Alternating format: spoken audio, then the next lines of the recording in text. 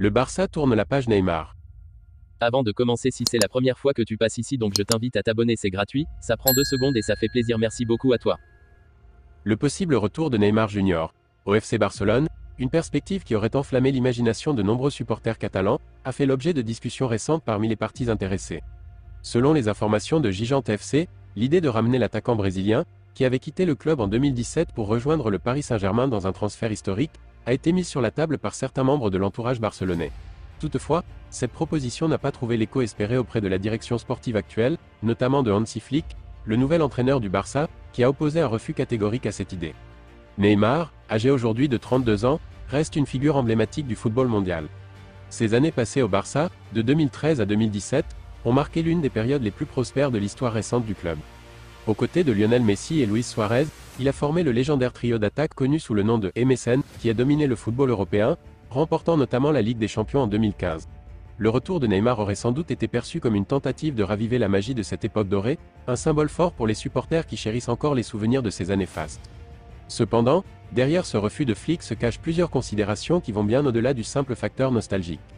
Tout d'abord, la direction sportive actuelle du club, sous l'impulsion de Deco, a clairement indiqué son intention de miser sur la jeunesse et de construire une équipe tournée vers l'avenir.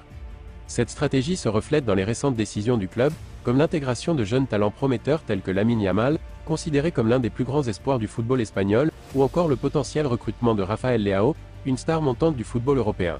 Ces choix montrent une volonté de bâtir une équipe capable de rivaliser au plus haut niveau pendant les années à venir, sans dépendre des anciennes gloires qui ont fait les beaux jours du club. En outre, la question du profil de Neymar est également au cœur du débat. Si le Brésilien reste un joueur de classe mondiale, son parcours récent a été marqué par des blessures récurrentes qui ont freiné sa progression et limité son temps de jeu. Depuis son départ du Barça, Neymar a souvent été absent des terrains lors des moments cruciaux, ce qui a conduit à des interrogations sur sa capacité à maintenir un niveau de performance constant sur la durée d'une saison complète. Flick, qui accorde une importance primordiale à la stabilité et à la cohésion de son effectif, aurait donc préféré éviter de prendre un risque avec un joueur dont l'état physique demeure incertain.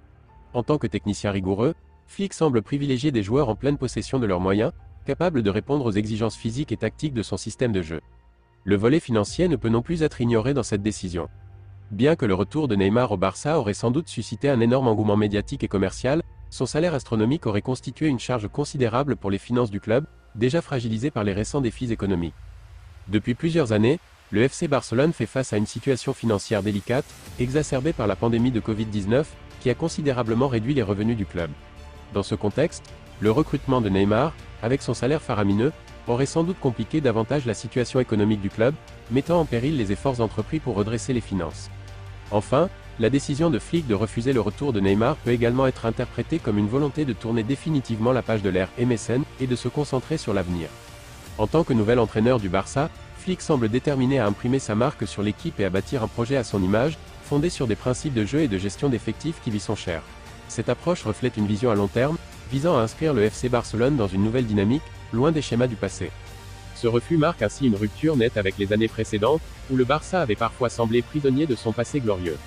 Sous la houlette de Flick, le club catalan semble prêt à écrire un nouveau chapitre de son histoire, en se détachant des figures du passé pour se tourner résolument vers l'avenir.